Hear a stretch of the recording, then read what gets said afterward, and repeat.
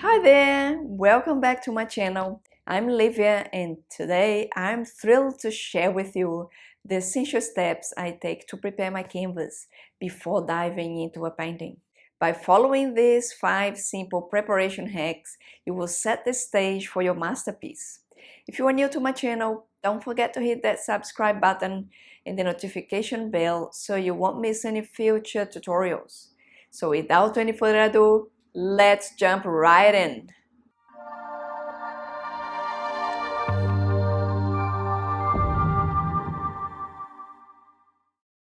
Starting with a blank canvas, the first step is to prime it with gesso primer.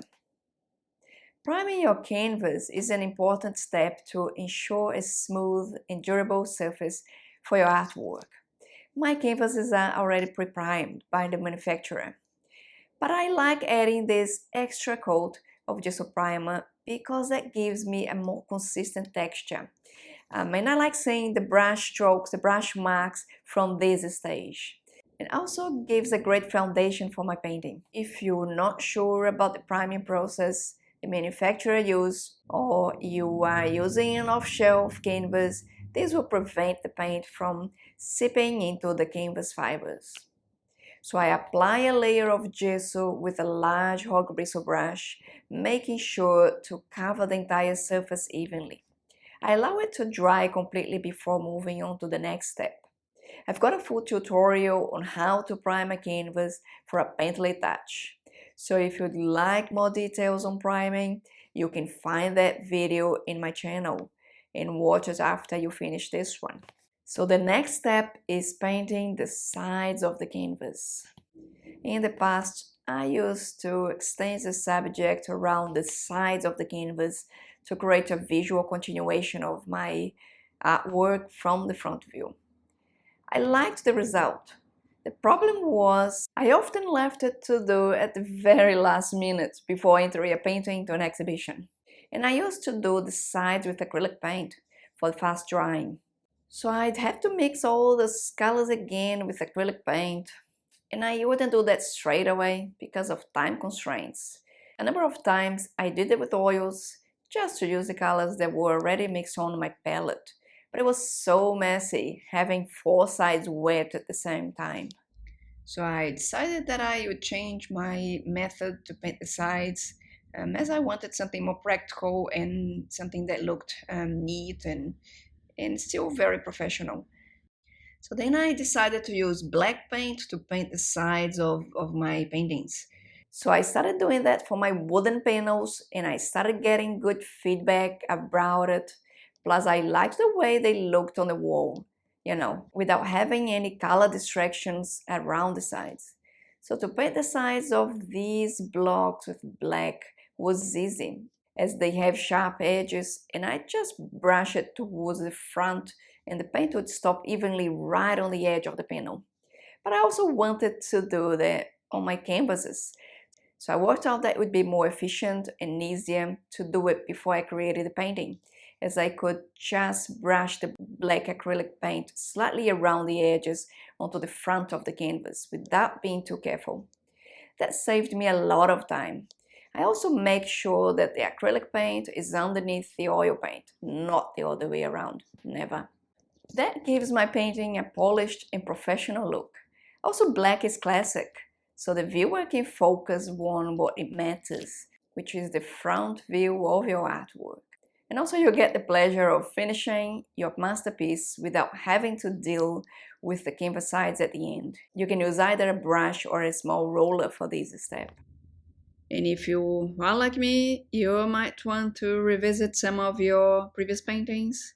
What I actually did, I used tape, masking tape, low tech, just to paint the edges of some of my previous paintings. They were painted with oils, so I just had to use oil paint, black. Actually, I mix indigo blue and burnt umber to mix my black. Make sure you press the tape down on the edge of the canvas so the paint doesn't bleed over the front of the painting.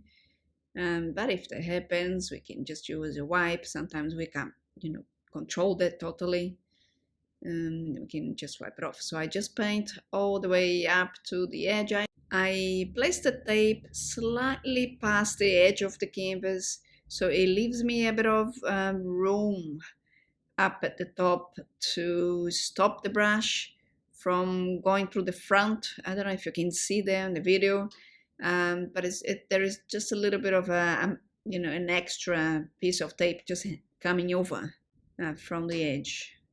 Then when I finish, I pull the tape off, and if I see any little bumps, little bits of paint that's, it doesn't look straight enough or good enough, I just go back and use a soft cloth to smooth that out. So it just creates a straight fuzzy line. Yeah.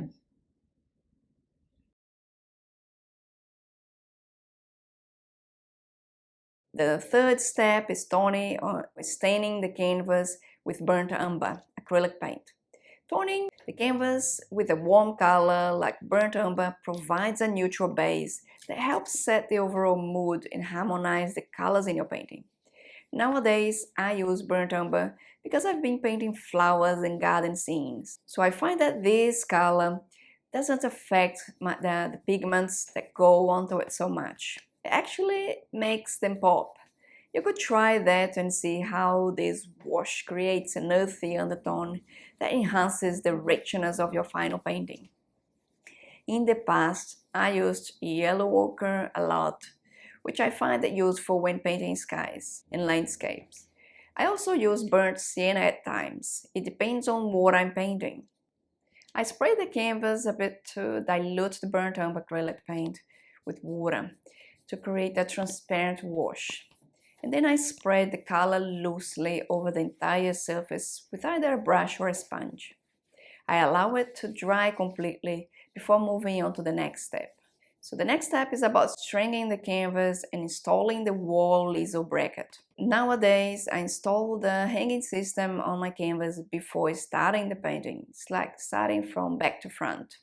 As my paintings have a lot of texture these days, and I work with oil paint, they take a long time to dry and cure.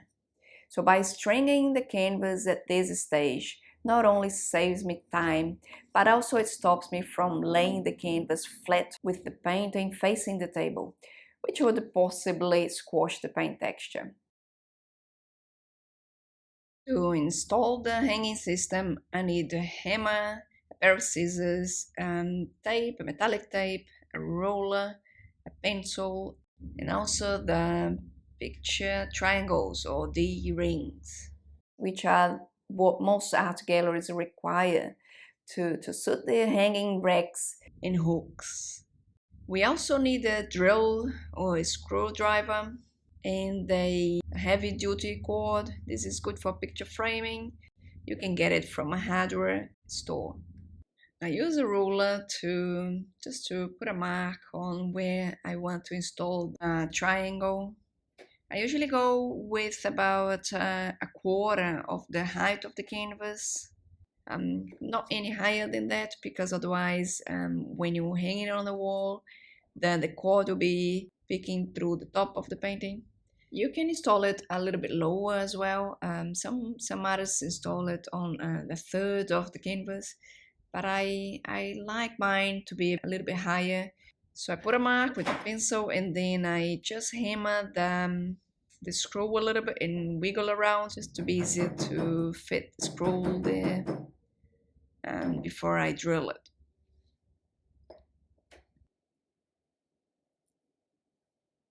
And I use the drill to install the D-ring and screw attachment.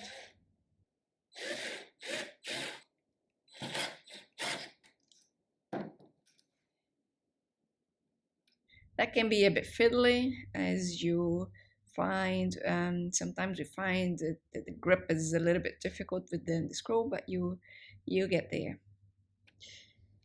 And then we are ready to install the cord. So I tie a couple of knots on each side.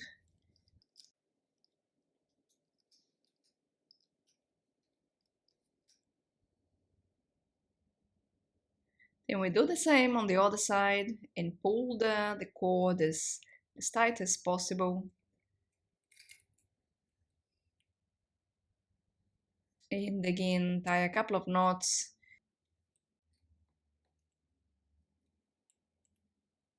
And I like using this tape here. It's like a silver tape, just to cover the ends of the cord.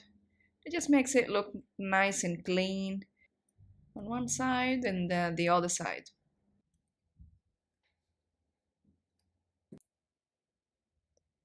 Here we go. So the next step is to install the block.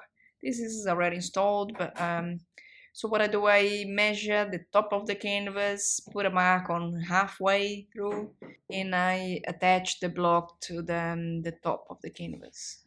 But of course, if you don't have a wall easel, you don't need to follow this step. I like that because it saves floor space and I can lay out many paintings there and see what they are like together for a gallery wall or a show. I remove the blocks before I take the painting to a gallery or a customer. And finally, it's time to bring your subjects to life on the canvas. So using a watercolor pencil or a charcoal stick or charcoal pencil, I sketch the outline of my subject, paying attention to the proportions and placement of the main elements. These drawings will serve as a roadmap as I progress through my painting. Sometimes I draw it with paint in a small brush. When I paint with a palette knife, I need to get my drawing a bit more detailed than I'd need if I was working with brushes.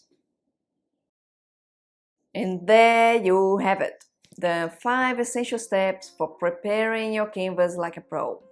I hope you found this tutorial helpful and insightful.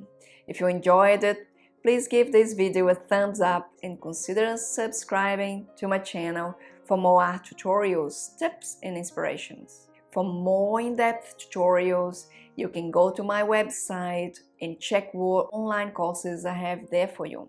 The link is in the description box below this video. If you have any questions or suggestions for future videos, please leave them in the comment section below. I'd love to hear from you. Remember, practice makes progress, so keep practicing, keep exploring, and keep expressing yourself through art. Thanks for watching, and I hope to see you again. Happy painting!